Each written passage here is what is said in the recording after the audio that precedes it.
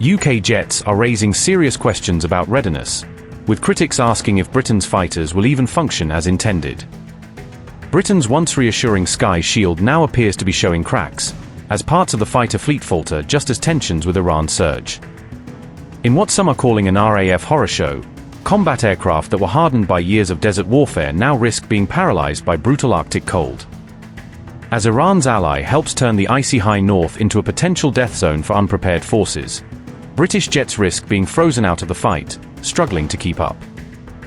Britain's Royal Air Force has admitted it would struggle to operate effectively in harsh Arctic conditions, according to a report highlighted by The Telegraph, raising fresh questions about readiness in the high north. A senior Air Chief Marshal explained that decades of operations in Afghanistan and Iraq have honed the RAF's ability to fight in extreme heat, sharpening its hot weather skills to a very high standard.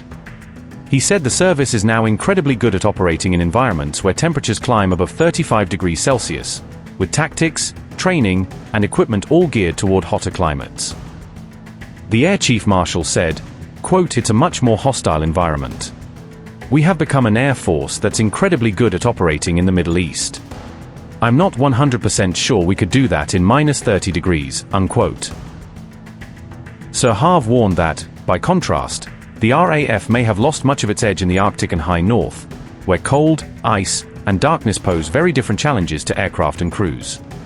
During the Cold War, British forces painstakingly built up deep expertise in Arctic warfare, training to counter Soviet threats across the frozen northern flank.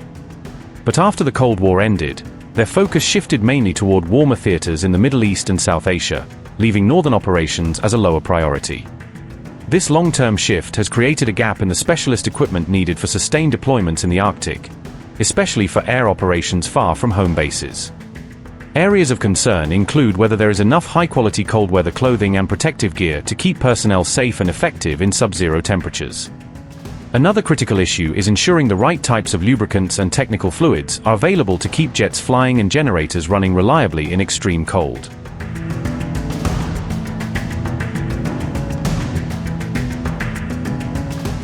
Against this backdrop, UK Prime Minister Keir Starmer announced that the Royal Navy will send a full carrier strike group to the Arctic and high north in 2026, underscoring a renewed focus on the region.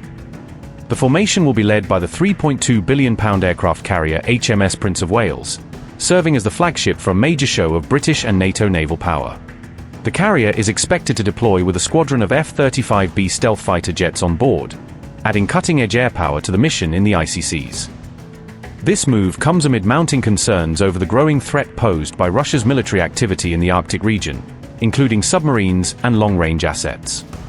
It also follows political pressure from US President Donald Trump for European allies to shoulder more responsibility for their own defense and regional security.